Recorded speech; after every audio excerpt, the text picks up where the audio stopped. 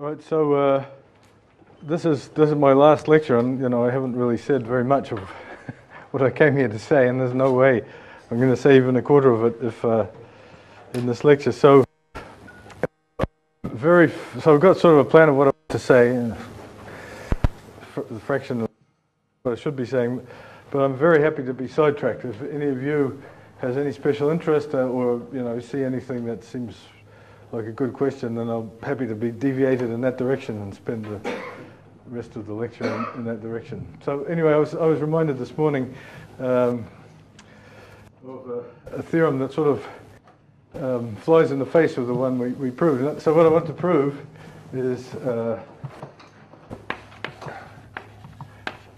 set of all index values of subfactors contains the whole interval from 1 to 4. All real numbers between 1 and 4 can arise as index values of subfactors. So this might come as a surprise after the theorem that I announced in the first lecture. So I'll actually give you a quick proof of this theorem, and then you can see whether you prefer this one to the other one. So here's the idea. So certainly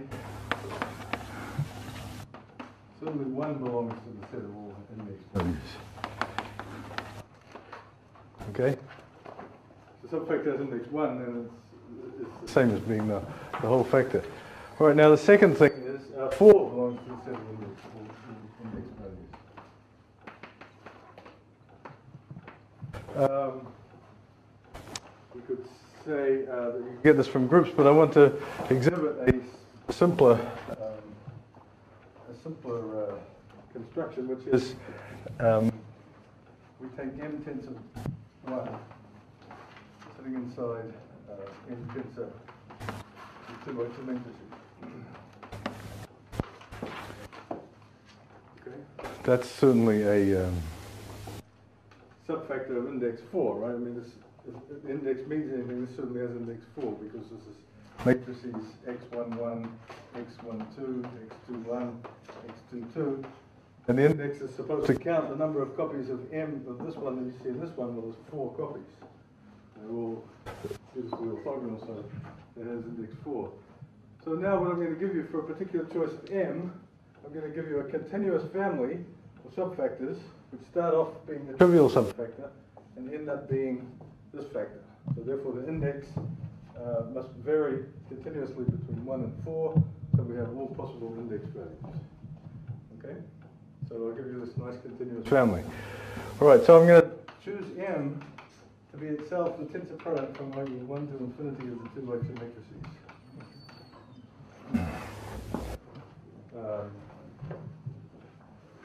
And I'm going to think of this one here. I'm going to change points of view. Sorry about this. Unnecessarily confusing, but I want to have this. So I'm going to equivalently think of N as being 1 tensor product from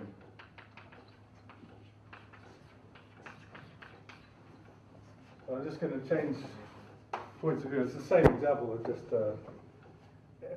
taking the tensor. If I start as this being the small one, and I take the tensor product by the 2 by 2 matrices, I get this one. Okay. All right. Now there's a very special 4 by 4 matrix, which I'm going to call U, which is the permutation matrix. It's 1 0 0 0 0 0 0 1 1 0. Okay. And it has the property that this is a 4 by 4 matrix, so it belongs to the tensor product of 2 copies of the 2 by 2 matrices. And it has the property, so obviously it's actually the thing that flips the tensor product around, but if you conjugate by it, let me see. Yeah, no, that's all right. If you conjugate by it, it flips these two around. So add U of x tensor y equals y tensor x. All right, so now what I'm going to do is, in this algebra here, I'm going to define a sequence of unitaries. I'm going to define a sequence of unitaries, and conjugation by them is going to tend to an endomorphism of this algebra. So I'm going to take U, what I'm going to call U1, will be equal to u tensor 1, tensor 1, tensor 1. Okay, so I've put, so this takes out, this is actually in the first two components of this guy here.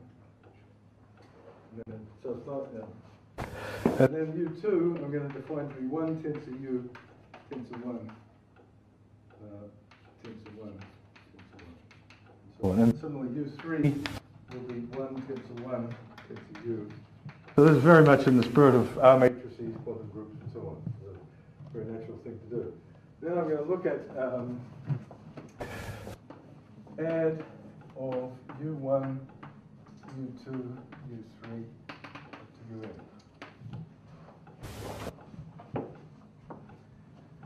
So this is conjugation by this, and it's going to act on this entire algebra. Okay? So what you have to convince yourselves of is that this actually is a shift. It shifts everything along. The limit is infinite to infinity. First of all, it stabilizes. But if you conjugate by these, if you take a particular element in there, then sufficiently large u's are not going to act on it. Sufficiently large un's are not going to act on it. So this is actually, this limit exists pointwise in the algebra. So certainly this is an endomorphism. And then what I claim is that it does this shift. It takes this tensor product from I equals 1 to infinity and just shifts along one, so this image is in. Now this is nothing but the same result as if you have, so let's do a slightly simple situation. If you have an infinite set of points here, indexed by the natural numbers, and you do the permutation that flips these two, the permutation that flips these two, permutation that flips those two, and you take the product of those, then all you're doing is just pushing this point to this one, this one to this one. If you stop at any point, then the last point will go back to the beginning. So if you take the limit, you've actually done not a permutation anymore, it actually shifts. Okay? Very simple. Have you done the reverse order? U1 to U1? Sorry? Should it be by U1 to U1? I think this is right, isn't it? Add is this times x times un star.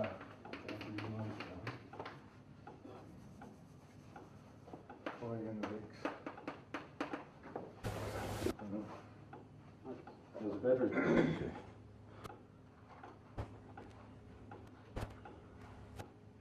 I think that's right. So what you want to first? You want first to add U1, then add U2, then add U3 and so on, right? Yeah, but I can't. No, this is right. It's got to stabilize, and this one stabilizes. Okay, so that's fantastic. We have this endomorphism, phi from M to N, whose index, the index of the image, as we've seen, is 4.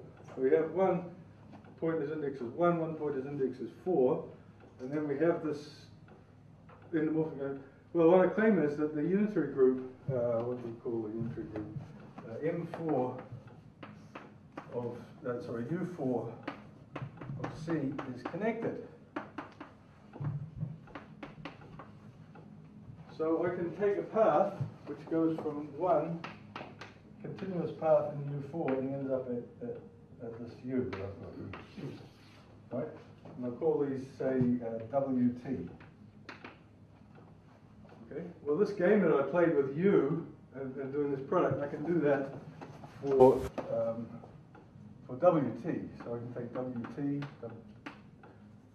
Well, if I put it upstairs, I can just take add of WT1, WT2, WT3, WT4, and so on. The fact that that converges is just as true for W as for U. Okay? And what happens when T is 0? When T is 0, I've got 1, so I'm not doing anything. So the limit is the identity. So this image is the whole thing. So let's call this thing phi sub t of x equals the limit of this x, right? So phi sub 1, so the index of m in phi sub 1 m is 1, right? Because I didn't do anything. The index of m in phi sub, sorry, this is phi sub 0. started. When W of 0 is equal to 1. T and W, T of 1 is equal to U. So phi sub 1 then is equal to 4. So therefore, this family, the images, so M, phi sub T of M, is a nice continuously varying function going from 1 to 4. So therefore, all index values between 1 and 4 are attained. Okay. So there we have the theorem that I said at the beginning, that you only get these 4 cos squared pi over n, and something that completely contradicts it. So I guess I shouldn't let you choose which one is true, because one of them is true, one of them is false, and thank God this one is false. But it's also just as well I didn't know about this when I started. This actually came after I proved the opposite result. So this is kind of convincing. Okay. I'll let you think about where the gap is. In this, what is the mistake in this argument? What's the mistake in this argument?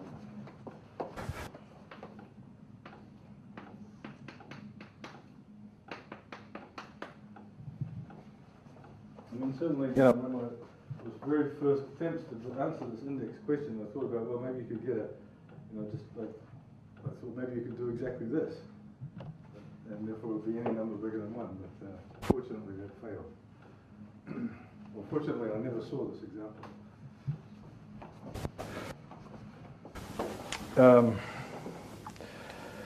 All right, so that was just a little bit of a teaser to start the lecture.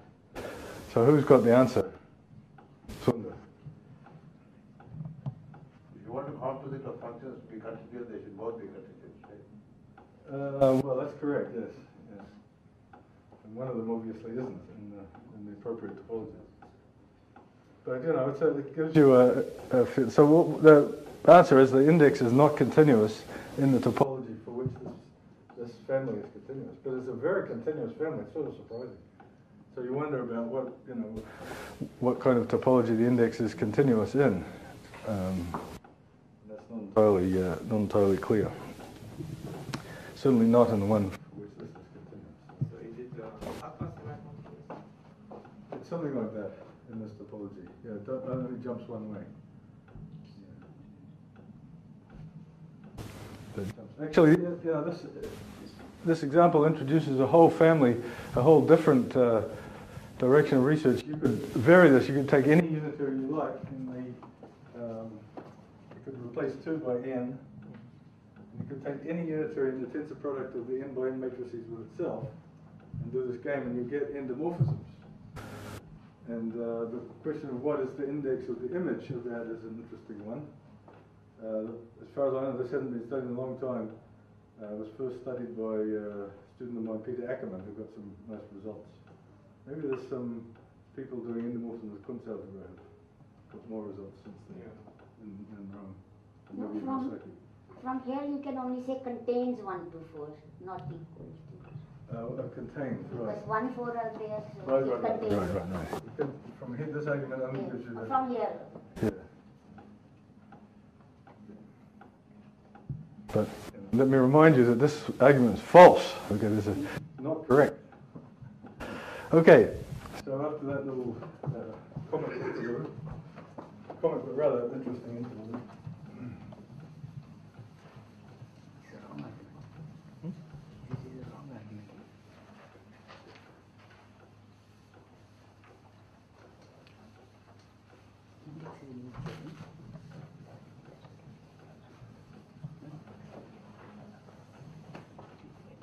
Let's go back to Planar.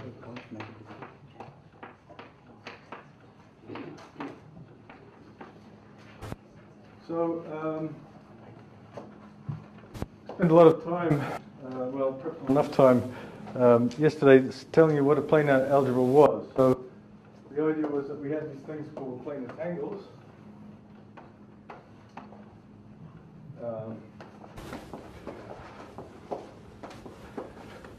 Which drawings like this, which you can think of up to Aristotle if you like, but you can also think of them as being very rigid.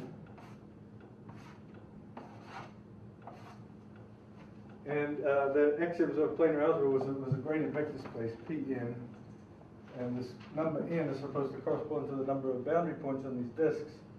And the idea is that each one of these disks defines a multilinear map from the Cartesian product of the vector spaces corresponding to the internal disks to the PL. One question. Yesterday, Zeb, I was talking to Zeb. He said that in your definition you insist on at least one internal. Right, absolutely. This is what I was going to point out immediately. So, because, I mean, I don't just insist on it, I don't know what to do if there's no internal disks. Right? Just the formalism doesn't tell me what to do. It's supposed to be a multilinear map from a bunch of vector spaces. Well, what if there's no vector spaces? Well, you're into the theory of the empty set. But that would be the underlying field, right? Not for multilinear. I mean, if it was tensor product, then the convention is it's the underlying field. Okay? But if you were happy with that always, then you're a very happy man, because if I want to know what to do when there's nothing to work on, then I wouldn't be satisfied with that. Okay, that's a very important point, because one could go, the nearest structure to this planar algebra is that of operator. So just to resume what Sundar said, this axiom of planar algebra only applies if there are internal disks. If there's no internal disks, I'm not saying anything. So if I have a picture like this, it's not in the definition of the planar algebra, it says nothing whatsoever about such a picture. Nothing. Unless you're not the convention about empty sets. Sorry? Unless you have the convention. But even then, what does it mean? Well, it means that there's a linear map from The scalars to that P. scalars to that P to Pn. right. Which So that then what about naturality with respect to the gluing? So you have to think quite carefully. But anyway, I want to point out that I really do want to have the planar algebra axiom saying nothing about things with no inputs. Okay, and there's good reasons for this. So I was led to this and the insistence on this fact by looking at the operator literature, which has been quite inspirational. Although I wouldn't say that it's produced any. This is the best insight that it's produced, what I'm going to tell you right now. So what are operators? Well, operators are sort of this kind of thing. They're sort of algebraic structures where you have, where you're supposed to take into account operations with lots of inputs into the operation. So the idea is that an operator is supposed to code something like that, where you have an operation which I guess it's going down this way. You put in a whole lot of things here and you get something out at the bottom. So very similar to what we're doing here, but in the simplest case of operators, you're always allowed to put in. You're always allowed to compose. Here we're only allowed to glue the disks we were ridiculously strict about it, but ultimately we're only allowed to glue the disks if the number of boundary points is compatible when we're doing the gluing. Okay? But in operators you're always allowed to compose in the simplest version. So you find that the operator says if you have one of these and then you have other ones up here, then the gluing operation, the gluing axiom for operators says that if you have these things here, then you have another operation which takes many more inputs and then ends up giving you an output. So what they do is they have these sets Ci, and they have the basic underlying structure they need to work on is something that has a tensor product, and then they axiomatize this. Okay. Let me not go into it. It'll take too long. I might get it wrong.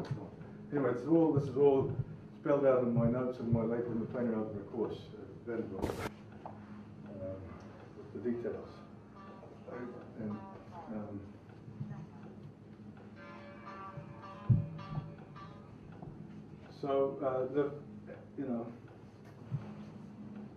all of these things, like this thing about the ambiguity of assigning the indices to the edges, are all actually taken care of in the operator formulas.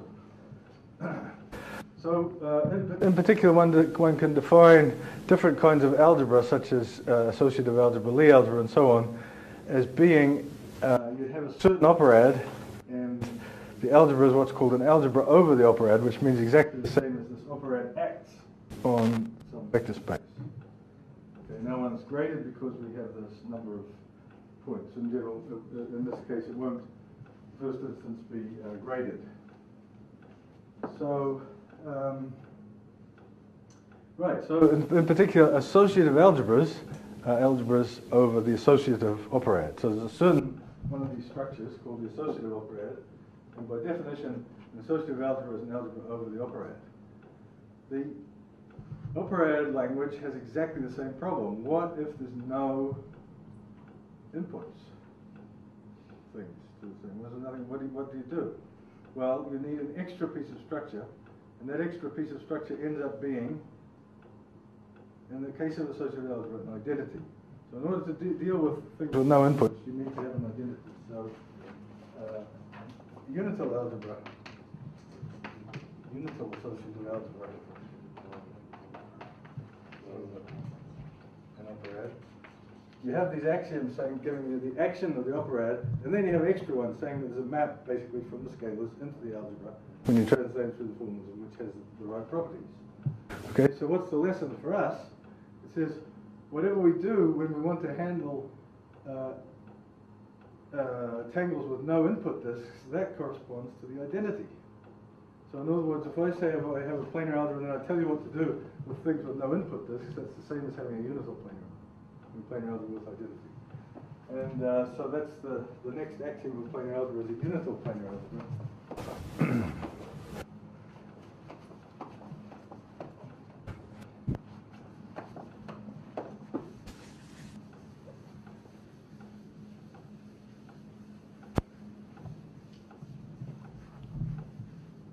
So unital planar.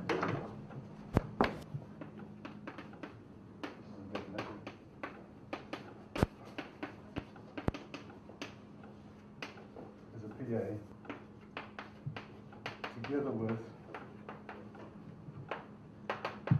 maps of the scalars to the n for every tangle with no input disk.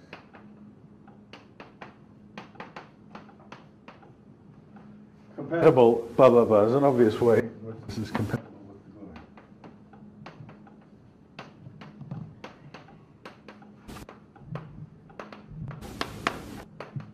Because, you know, if you have a tangle with no input disks, you can glue that into something, get into a planar tangle, get another one, and so on. So there's two ways to do things, and there's an obvious compatibility, and you want that to be true. So how many, now the question is, which I guess I haven't yet approached, how many tangles are there with no input disks? Well, this is the famous Catalan numbers. Given n boundary points,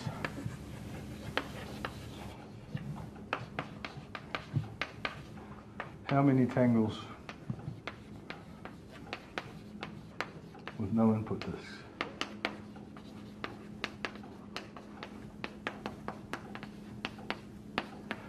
Well, what I just said was the Catalan number, so that's absolutely false, of course, because in fact there's an infinite number of such things. You can start putting, you can put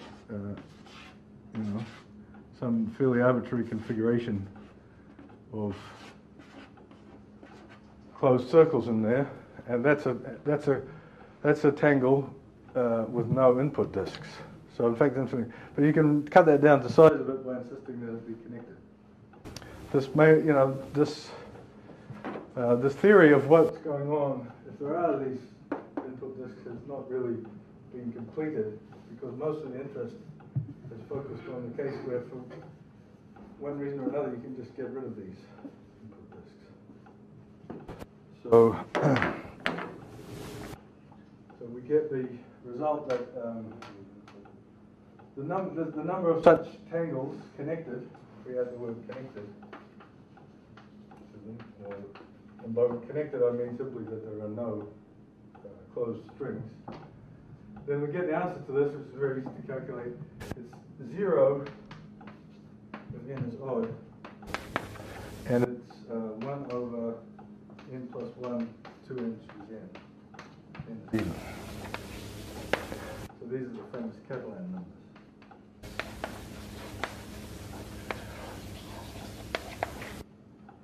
Which were discovered by Fuss 100 years before Catalan, and I think by Euler 100 years before.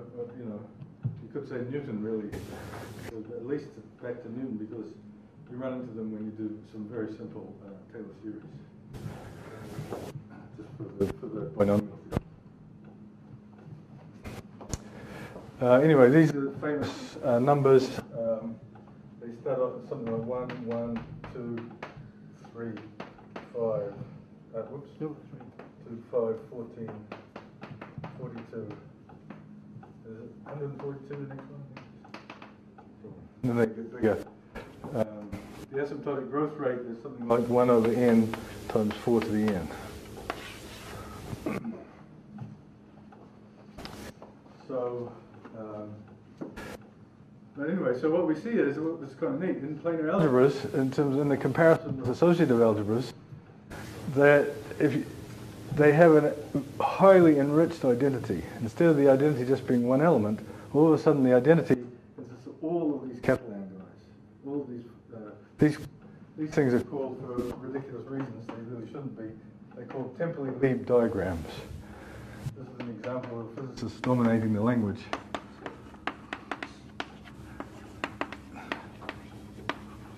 Temperley and Lieb had absolutely nothing to do with them. They should be credited in this context to Lou Kaufman.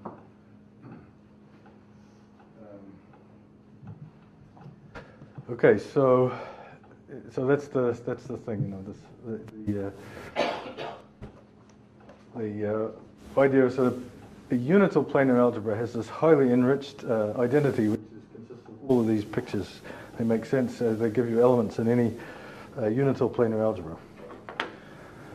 Of course, these elements may or may not be zero, and they may, in general, they may or may not be linearly independent. That's an interesting question.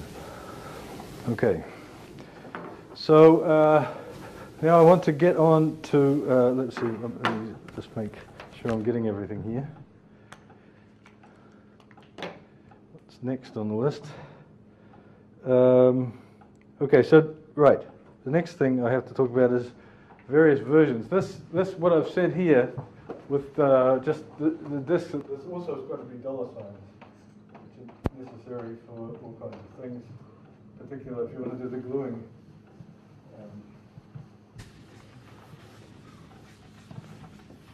When the things are defined up to isotopy, you certainly need these dollar signs. Actually, some more thought needs to go into the fact that it's well defined without dollar signs with my gluing. I haven't got to the bottom of that yet. Maybe something interesting to say. Okay, so this is what I call a vanilla planar algebra, simply because this is the non-negotiable structure that has to be there. Okay, I've got to have these. Now there's all kinds of variations on it, and I'm going to talk about some of them. The one that Zeph talked about yesterday, we had the strings were oriented in an alternating way, which forced the number of boundary points around every disk to be even. And you can see that that's related. You know, this Temperley-Lieb structure is supposed to be quite rich, and it lies in this world where there's even number of things around every disk. But there's a vast number of other decorations that you can imagine giving to a planar algebra. The most important one for us at the moment is going to be shading. So I'm going to have the concept of a shaded planar algebra. It's just going to be the same. You know, in order to get the planar algebra, you just have to define what you mean by planar tangles. Well, I'm going to say a shaded planar tangle is going to be one in which the regions of the tangle admit a shading. So a shading is a two coloring in the graph terminology. So let's see if I can actually. It's very hard to make sure all these numbers are even. There's an odd one. Where's the, I can't even. Oh, it's this one here.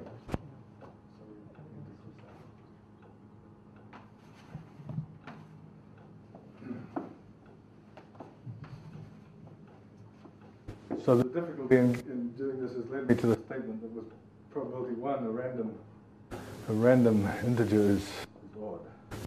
At least very high probability.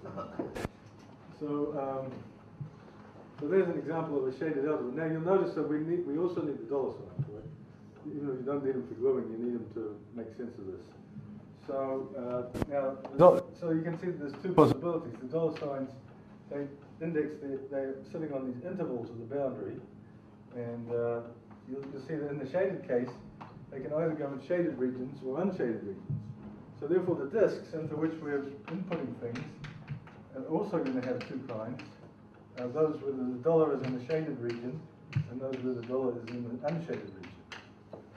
Right? So this means that you have to add to the P, we have PNs for vanilla planar algebra, because it just depends on the number of boundary points. You have to add a plus or minus, or something more too, to take account of the fact that this dollar sign may go in the shaded or the unshaded regions.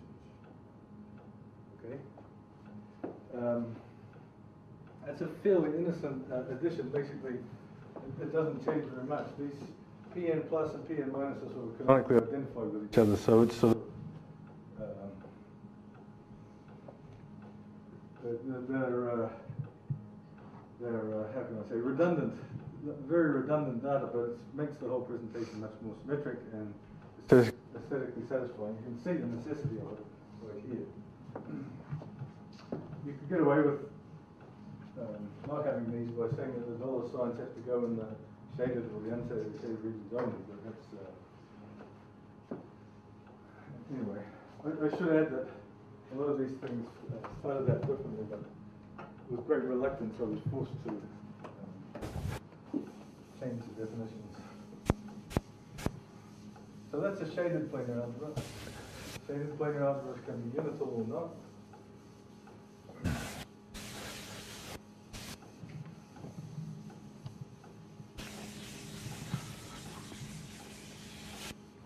And now let me talk also about star planar algebras or planar star algebras.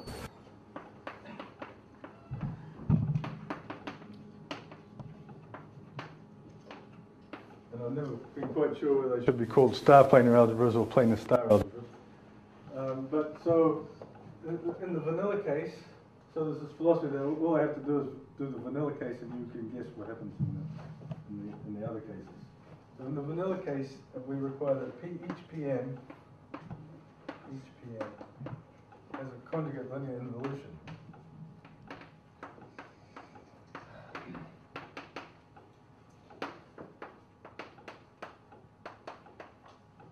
Involution star.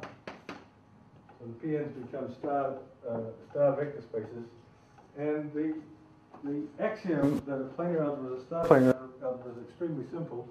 Remember that I could have said that that it's just simply in the definition of planar algebra. I said that the mappings, these multilinear mappings, I never gave them a notation, but if T is a tangle, this is supposed to be the this is a tangle.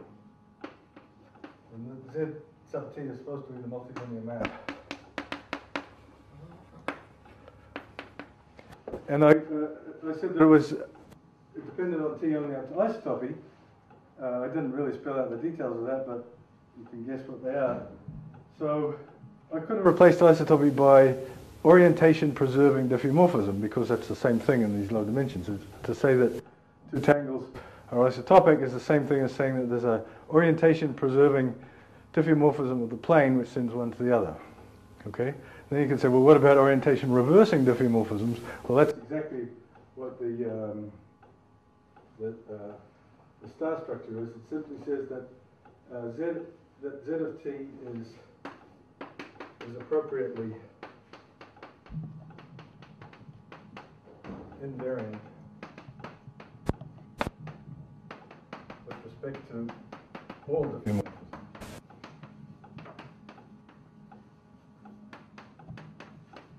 So if I have any diffeomorphism and I take a planar tangle, I can apply that diffeomorphism to it, I get another planar tangle, and then I can stick into the internal discs of that planar tangle, I can stick in things.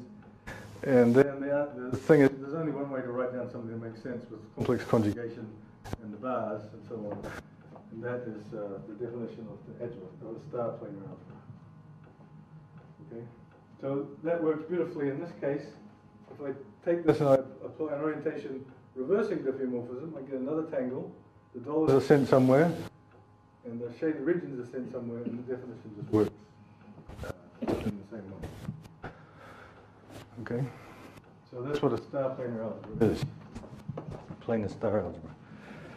So I've had this decoration, I had the shading, and by the way, the shading, of course, is the same thing as what Jeff was talking about yesterday, where we alternate these orientations, because if you have the shading, you can think of these as regions of the plane and orient the boundary according to the induced orientation.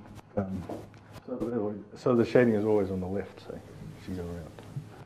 So it's the same thing. You'll notice that, there's a really painful one of these really painful things, which is for shaded tangles can only exist if the number of boundary points is always even.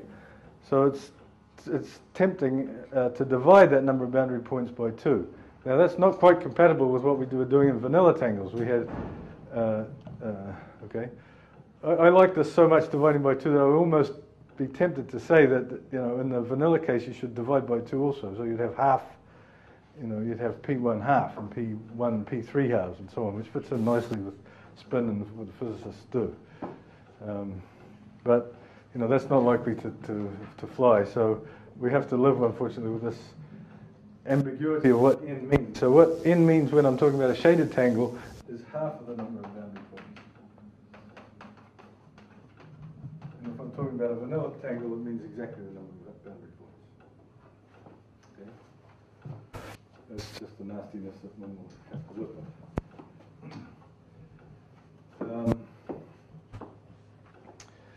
Maybe I'll... If I may just make one remark for people who have run planar algebra the way we've been kind of handling them, yeah? Usually the star is, the orientation of the strings and the shading is reversed to what you have. It is supposed to be the shading is on the right. Okay. I'm happy to go along with that. There's obviously 2 possible conventions, whatever one will go with. Yes. Cool. That's the way you used to do it before. You have this thing and Right, so now I want to introduce another kind of planar algebra with some decorations, because there's a... So I should say at the outset, I was extremely reluctant to go beyond these shaded, these set subfactor and so on planar algebras, because I wanted something that was real, that had honest applications. But now the applications are starting to come, so I'm sort of forced to admit that planar algebras are more general than just these ones which are aimed at subfactors. And indeed, even in the world of 2-1 factors, there's good reasons to extend to a bit more general. So the next one is oriented planar.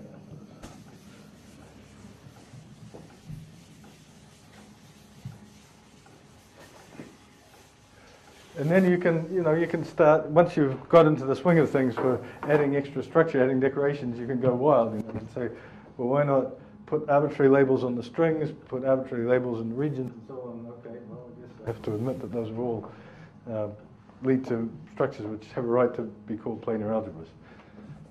But, as a great believer in Occam's razor, I'm only going to really study them if they have if they correspond to some object which I like, or which has some guts to it. So the next thing is oriented. PAs. And here we're going to go back to the vanilla situation. We're going to have no particular reason to have even numbers of strings.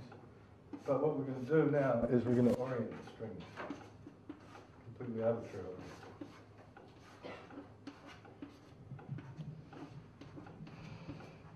Completely arbitrary.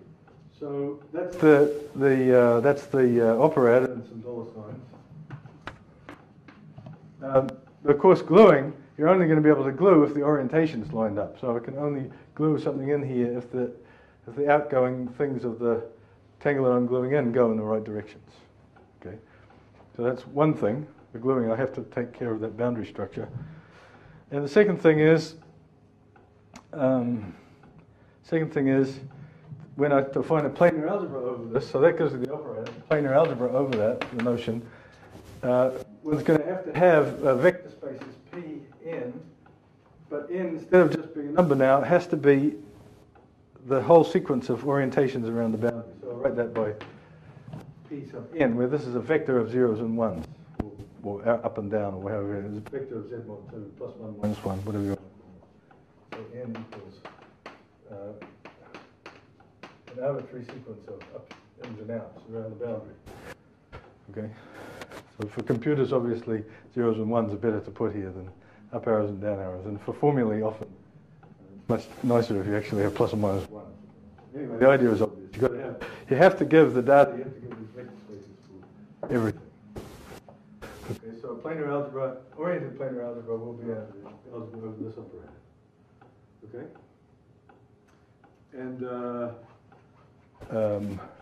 I guess Zeff's, the tensor networks that he was doing at the beginning give an example of this where this arrow, the orientations give you the possibility of telling, distinguishing between V and its dual, vector space and its dual. And you can do the whole theory without having a basis. All you need is the pairing between the vector space and its dual. I should also say, I should have said a long time ago, is that these planar algebras are sort of my take on the whole thing. There's all kinds of other people who have come up with similar structures. Greg Kuperberg was perhaps the first with his spiders, and then the category people got in on the game, which they tend to do. And so these things are intimately related to tensor categories, pivotal tensor categories, spherical tensor categories, two categories, and so on, all kinds of categories. But to make the exact dictionary between all these objects would be a paper in itself. So, and once again, my guiding philosophy was I only want something which has some analysis type structure, some honest tilt spaces associated with it. Okay, so let's do that for the case of shaded algebras and in the case of oriented planar algebras, where I believe it's work in progress, but so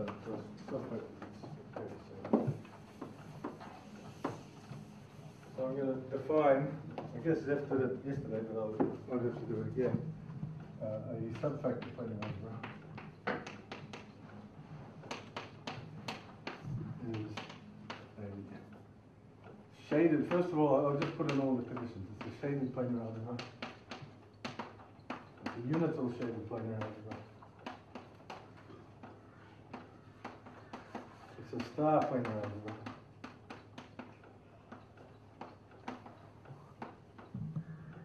It's the dimension of P0 plus or minus is 1. And the dimension of Pn is less than infinity, n plus or minus all n. Okay, so these are just fairly easy conditions that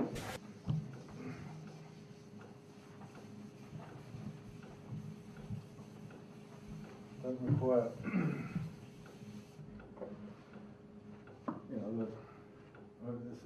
I'm not allowed to assume these things. I'm not doing anything. Okay, here's the main one.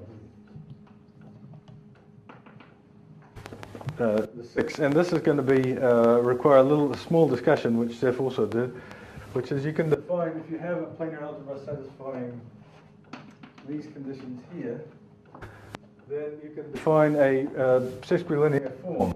You can define AB on the planar algebra, and it's going to be a nice exercise in working the formalism anyway. What I claim is that it's this.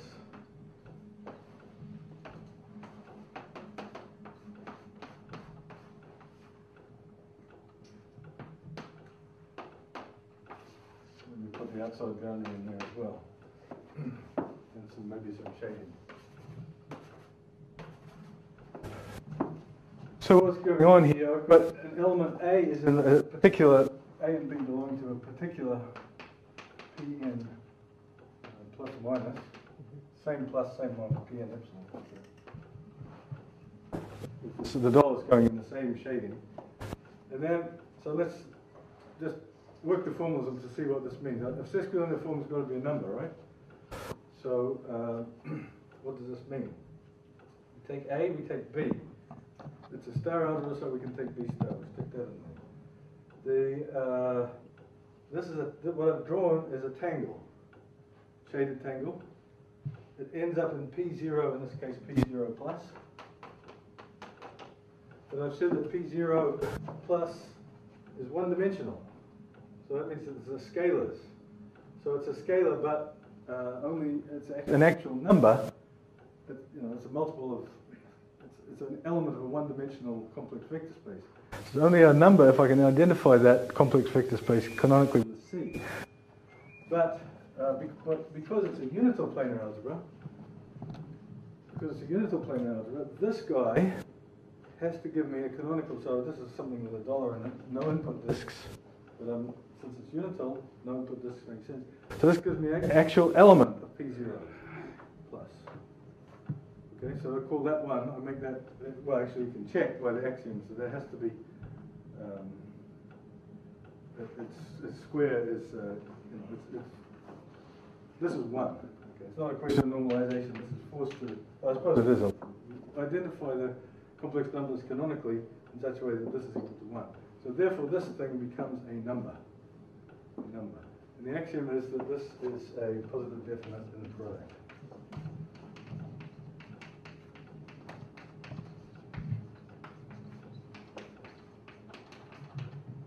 And then there's a seventh axiom which you may or may not want to, spherical invariance. Let's just not go into that, it doesn't really matter very much for the story. So these are the axioms of a subfactor planar algebra. Okay. And there's a theorem, which is basically due to Popper, which says that given a subfactor PA,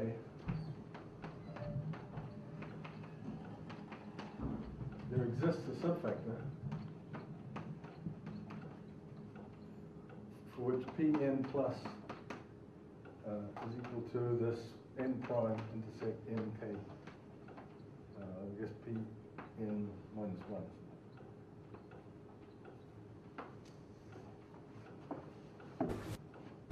So there's basically two facts here. I guess I never said one of them. Maybe I didn't say what I meant to say.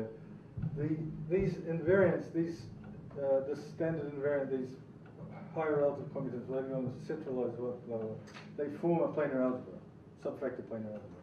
And the converse is true. Given a subfactor planar algebra, there exists a subfactor n contained in the n, having this as its standard invariant. So this is a wonderful theorem, and this is, for me, is the justification for the existence of these planar algebras, because there's a theorem that says pretty much the same thing as a subfactor. And that the subfactor is life itself, so therefore it's okay. All right, now we go over to oriented planar algebras. So this is a theorem that doesn't really, strictly speaking, exist. I'm working on it with Noah Snyder, but we've been working on it for 3 years without ever doing anything except agree that it's true. So oriented PA. So I'm going to say a bimodule or let's say correspondence planar algebra is, and I'll take these definitions over here. First of all, it's an oriented planar algebra, and second, it's unital. So that means that these Templey-Lieb diagrams make sense when they're oriented. Okay, given the Templey-Lieb diagram, there's going to be lots of ways in which it can be oriented. Right? things arbitrarily. And each one of these is going to define an element of this planar algebra. Now the dimension, this is an interesting remark, maybe I'll just keep going and say something about that. You can say, if you give yourself the orientations on the boundary, obviously there's got to be the same number going in as coming out for any of these typically lead things to make sense. So you can say, you know, how many are there in general? Given the pattern of orientations on the boundary, how many are there? Okay. How many typically lead diagrams are there with that orientation? And second, you know, since this is supposed to be a rich structure, when do you get the most? Okay, so well, one thing is obvious is if the orientations are all up on one side and all down or going in on the other side, then there's only one way to do it.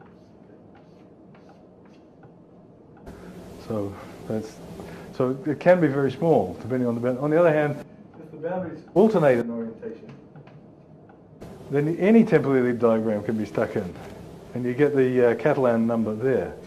So this is just as obviously the maximum. So the most you can get is this Catalan. So this is some kind of moral justification for why the shaded case is so interesting. The unital structure, which is some enrichment, is most rich in the shaded case. It's when you're going to get the most bang for the buck out of the unital structure. So that's some kind of side remark, philosophical remark. Now there's the question of what exactly is the number of these things. If you give yourself the orientations in that, well, I solved this. It's in the Vanderbilt notes. I've forgotten what the answer is, but the trick was to use sort of Wojciechowski type stuff. There's an explicit answer. It's the number of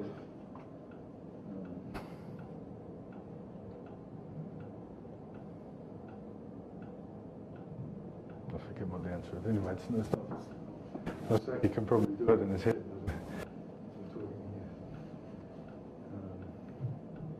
There's some free. As soon as you say the word free, you get the answer. Unital. So oriented planar algebra is corresponds planar algebra. Oriented unital star PA. Well, maybe I should say there's one nasty piece which I haven't yet made my peace with, and Zeph said it yesterday because he had to, but if you take oriented planar algebras and you do this, you apply an orientation reversing diffeomorphism, you have to also reverse the direction of the arrow. It's the image of the orientation under the diffeomorphism, but then you have to, I think. I mean, it's one of these things where orientation is reversed to the plane, so induced and so on. Anyway, you have to be careful a little bit with what you do with the orientation of the algebra. It's probably canonical, the right thing to do if you say everything absolutely correctly in terms of orientations. For the dimension of P0 is equal to 1, there's no P0 plus or minus. 0 is a vector, no orientation to worry about. 5, dimension Pn is less than infinity for all vectors n and 6. AB is positive. Positive definite test-linear form. Perfectly fine definition. Well, Zeph's networks give an example of this. Again, where the arrows give you the possibility of distinguishing it between space and its dual, and thereby eliminating the need for basis. There's lots and lots of other examples, and the theorem that Noah and I claim is true is that there's a correspondence between correspondence is a bad word, isn't it? Well, map between correspondences. There's a correspondence between correspondences and these this kind of these oriented correspondence planar algebras. Theorem what is proved.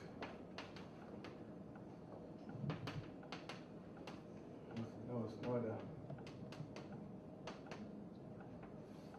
Correspondences correspond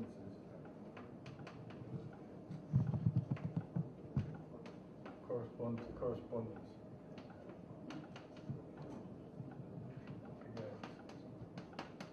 Now I should explain a little bit about what this means. This is correspondence in the sense of Alain Conn, whereas it's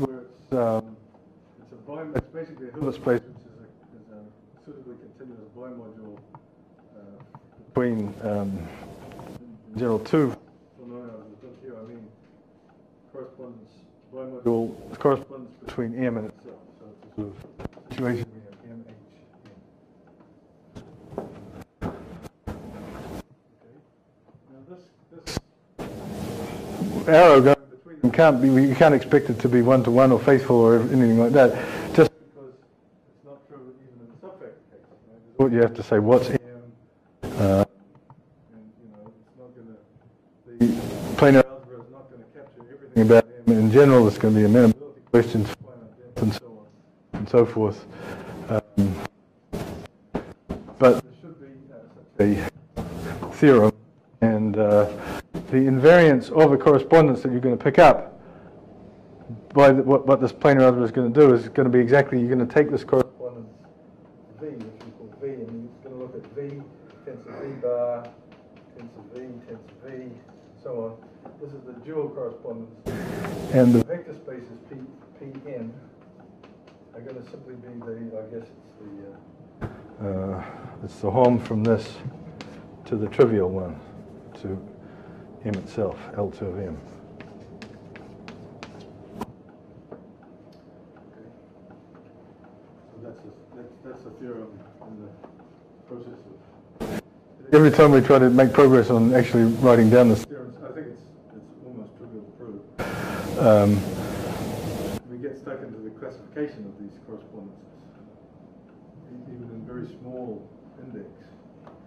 The correspondences have a left dimension, right dimension, even when these are very small. The classification is not done. So this ADE classification, which I'm talking about of subfactors, needs to be enriched somewhat to get the correspondences. But taking a look back. So these are are they 2-1 factors?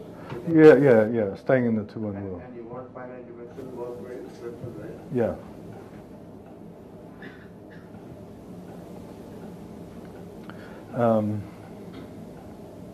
Looking back with sort of infinite hindsight, I look back to the year 1980, and I think, that was right when correspondences were coming out, and my original ideas on the index actually could immediately be translated into things about these left and right dimensions of correspondences, and I could well have gone in this direction at that stage. It's sort of an accident of history that I was more interested in the subfactors than correspondences. So it could have been that this was a fiendish undertaking, because the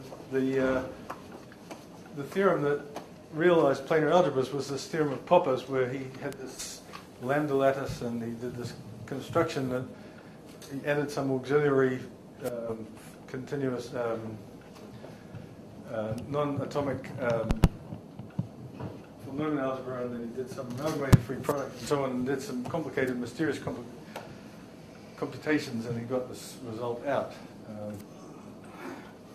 I was never very happy with that construction, and I'd say in some sense I never fully understood it, even though I went through it in my seminar 3 or 4 times, I'm sure.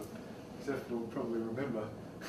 He may have been forced to give one of the talks on this thing. But a few years ago, for me, a very revelatory thing happened, and that was I managed to get another proof of Popper's result, coming out of some work that was going in a completely different direction with Alice Guillaumet.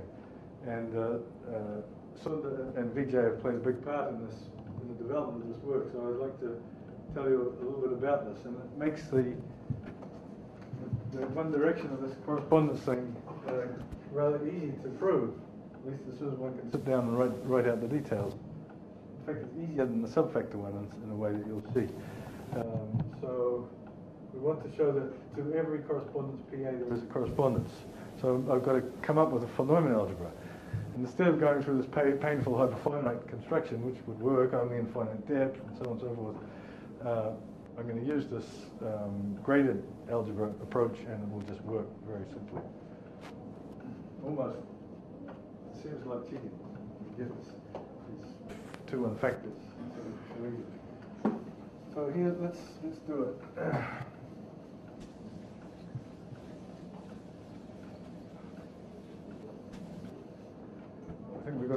o'clock now, so let's fix things.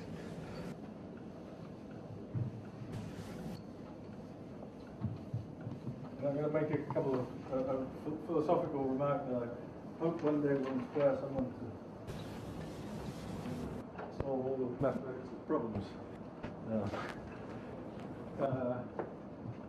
So I haven't gone into it, and it's not fair that I haven't gone into it. So I have to, a planar algebra.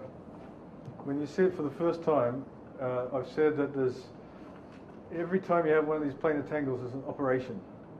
Okay, so we're thinking of it as an algebraic structure with many, many, many operations. But I've just been drawing these ad hoc tangles every time, so you might think that these operations are there's a few of them, and they're not very they're kind of arbitrary. That's not at all the case. A planar algebra, these planar tangles, the set of planar tangles contains all kinds of beautiful ones. And in the interest of time, I'm just going to give you one planar tangle which makes one algebra structure. But in fact, looking at all these planar tangles, every time I think, well, that's all of the algebra. So what this is associative algebra structures. I think that's it. I've got the whole list. There's no more. And then a month later, I'll say, oh, look, there's another one, and so on. And even in this very simple one, there's an open problem of classifying all of the ways of doing it, which give you associative algebra structures. So let's say a graded algebra structure.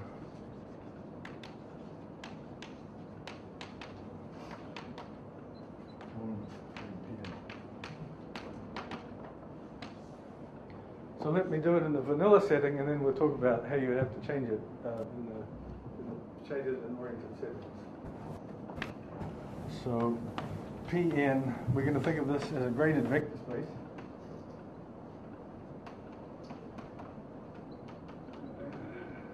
And you will know that if you have a graded algebra for a graded vector space, we're going to have to give a structure Pn cross Pn to Pn plus n.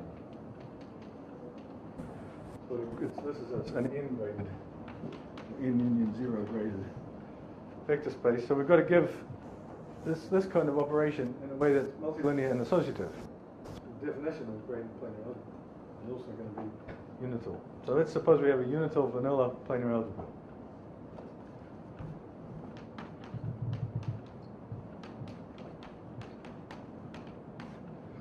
Okay, so I want to in order to make this into a graded algebra, associative algebra, I've got to get a multilinear map from here to here. Key is multilinear, bilinear in this case. So we know that our tangles give multilinear maps. So maybe I can get such a map from a tangle. So that's indeed the case. Here's the tangle. So I just have to tell you, in order to complete it, I have to put the dollar signs in. There it is. There's a tangle. Now we go back to the axioms of planar algebra. What do they say? They say that every tangle gives a multilinear map from the Cartesian product of the vector spaces corresponding to the internal disks to the output disk. So if this is n, in this case I've done n equals 3 and m equals 6. And I've ended up in this tangle by the axioms of planar algebra gives a bilinear map from P3 across P6 to P9. And replacing 3, 6, and 9 by n and m, we get the right thing. So these tangles, with 3 and 6 replaced by n and m, give you a graded algebra structure on any vanilla planar algebra. It may or may not be associative. Well, it follows from the axioms. A little game in the axioms of isotopy invariance will check that this is associative. Associative.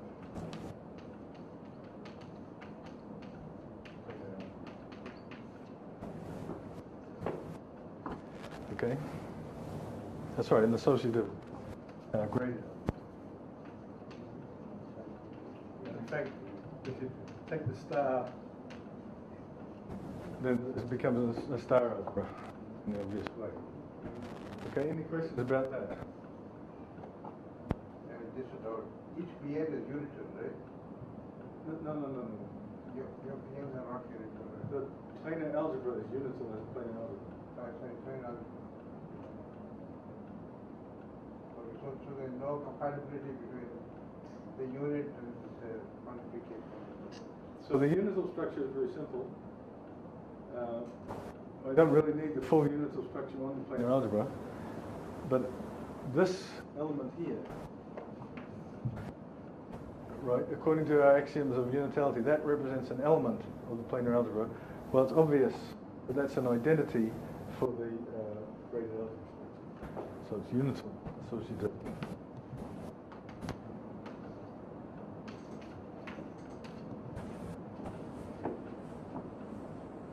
Okay, in fact, we've got a lot more which we will kind of exploit later on, but I'm not going to get time to exploit it in the talks.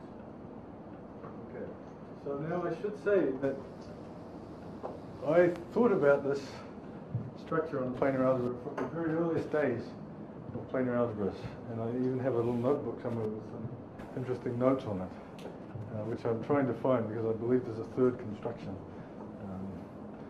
that we have to unearth.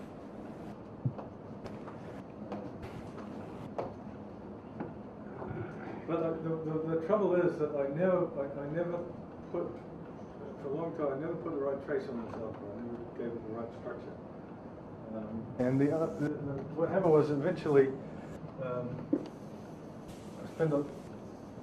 Alice Guionnet spent a year at Berkeley, and we talked a lot, and without total mutual miscomprehension, but eventually, something came out of it. So. The key is the following. The key is to understand what this associative algebra is in the particular case of Zeff's network algebra. That's a vanilla planar algebra. So let's go to Zeff's situation where we're putting indices on all this strings.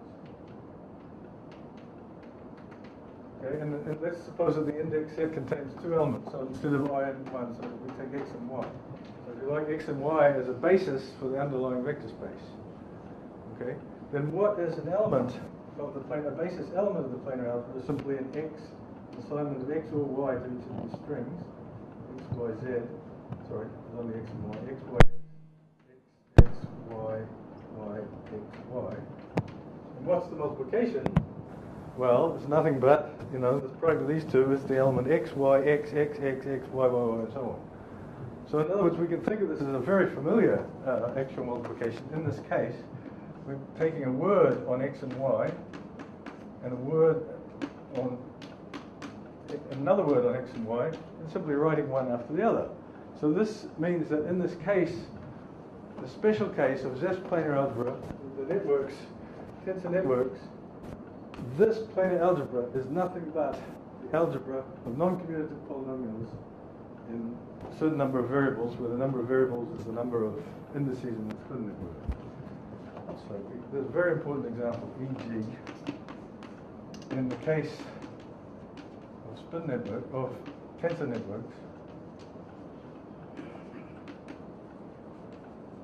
we obtain the algebra of non-commutative polynomials in, let's say, k variables. Where once again, k is the dimension, the underlying vector space of the tensor network.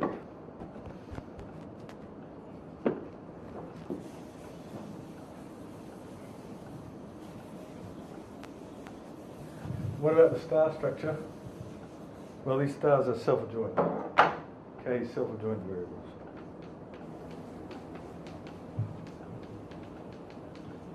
So the adjoint of a word is just read the word backwards. Okay, now, so if you like, these graded algebras are simply a family of generalizations of this non-commutative polynomial algebra. They're sort of polynomials in things that aren't really variables, they're sort of planar algebra fuzziness. But in this particular case, this particular planar algebra, that's exactly what they are.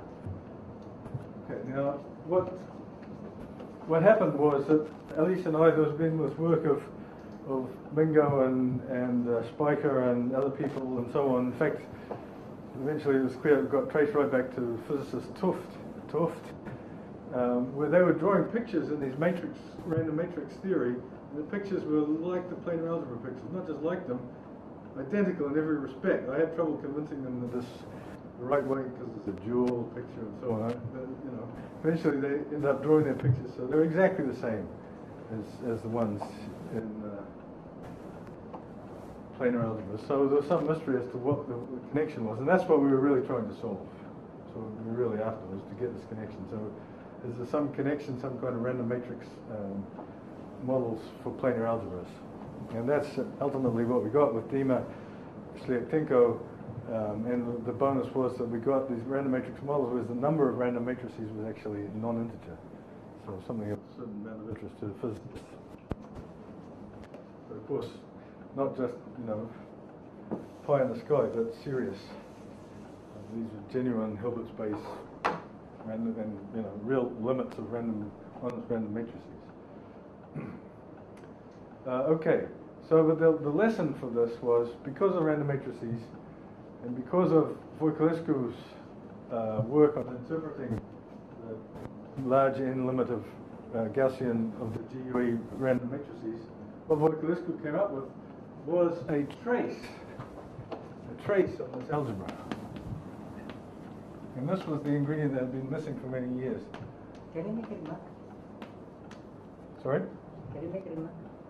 Because random matrices, there are actually discussions connecting up correlation functions with random matrices to some free entropy of the Voiculescu, which you mentioned. Sure. There exists already some literature. Yeah, absolutely. That's part of the game. But what we're doing is, all of that is the special case of the tensor network planar algebra. What we have done is generalize that, so all of these results that people have done on entropy and so on can be now potentially generalized to these more general graded algebras coming from planar algebras. Can you also frame this lens? Sorry? You put an arrow, you put an orientation. Can you also put a frame? Let's not get into that. Yes, but I don't want to. I have Okay. 8 minutes to finish my series of lectures. So there's a trace on this algebra, a trace.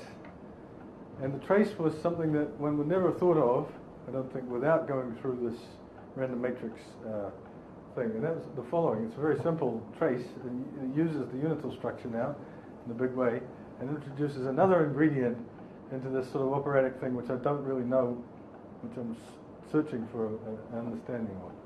And that's the following. So I on the graded algebra.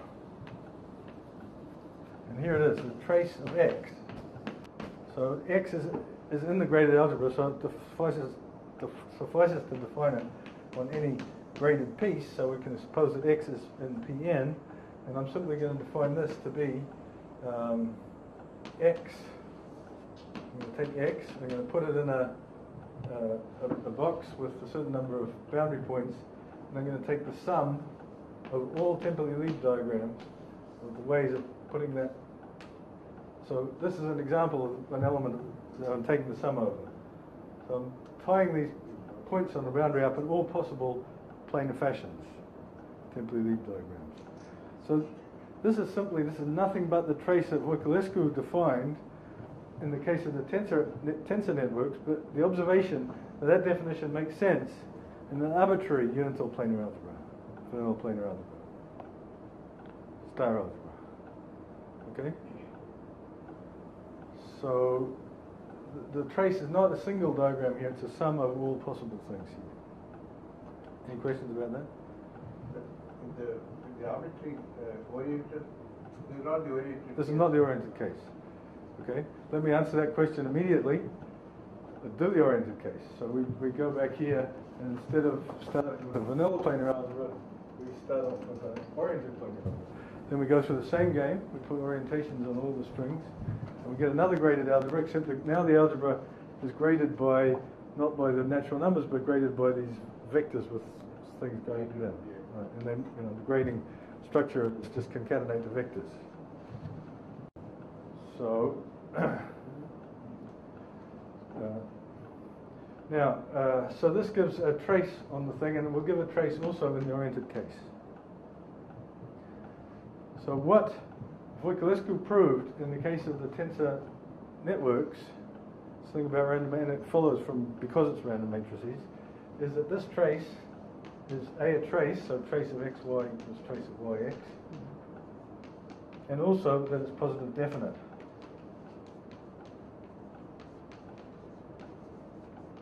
And finally, the other thing is that we want to do this so-called GNS construction, so we take the trace, we use it to define an inner product, and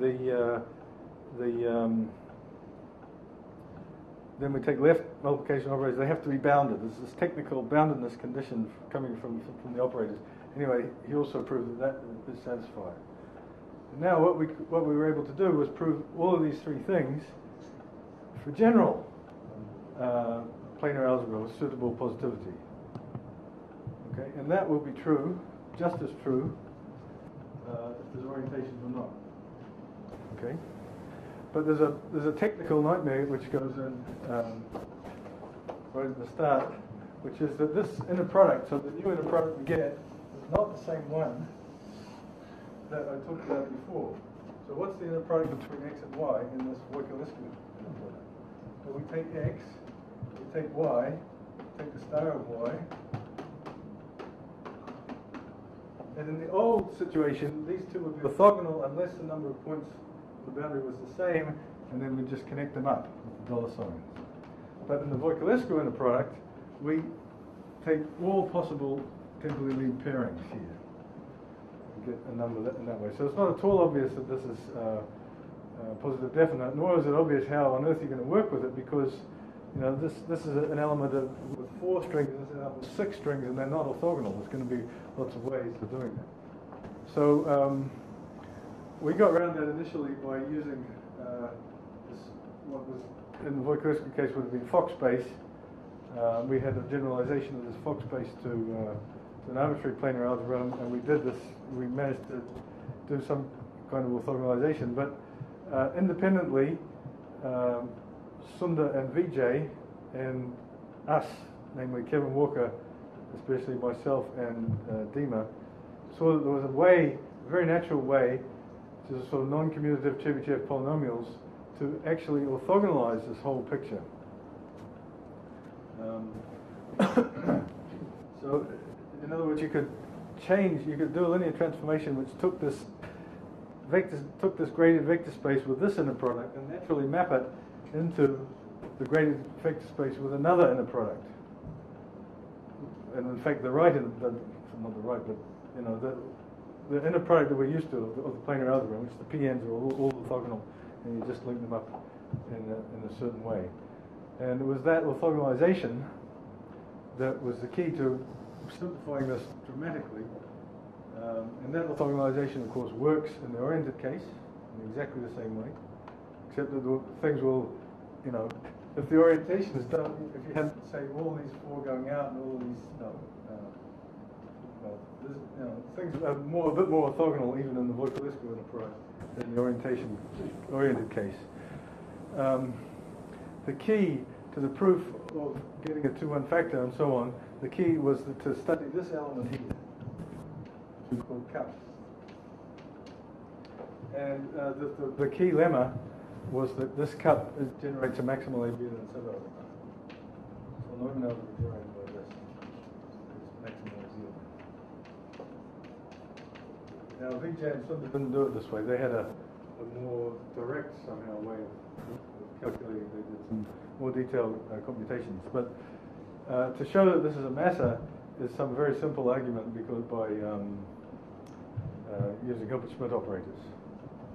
So, and once this is a massa, then the fact that it's a factor is not so hard because you have to, anything that's in the center has to commute with this guy, therefore it's got to be in the algebra generated by that. So you just got to come up with something that doesn't commute with it. And the thing that we came up with was double cut. Okay, which is this guy. And then there was a slightly more painful computation to show that, there's nothing in the massa that commutes with that. Okay, in the oriented case, it's easier. It's even easier because there's 2 cups. There's a cup oriented this way and the cup oriented that way. Same analysis, this is the part where I haven't really written down the details, but every time I start I convince myself it works. The same analysis shows that they both generate masses, and they obviously, you don't even need to introduce double cut, because nothing in this algebra here can possibly commute with the things in that algebra there. So that, and then once you've got that, then the correspondences are easy to define. You just define the Hilbert space. You have the correspondence given by,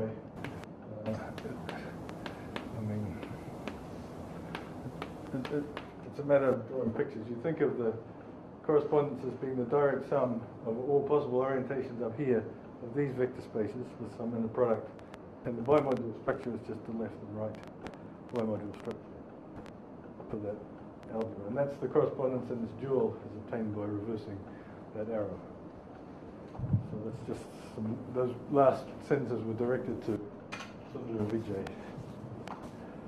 So that's, time has run out, so that's the end of my series of talks. I would like to have talked about lots of other things, including the classification of low index subfactors, but that's it. I'm sort of happy to have said what I've said.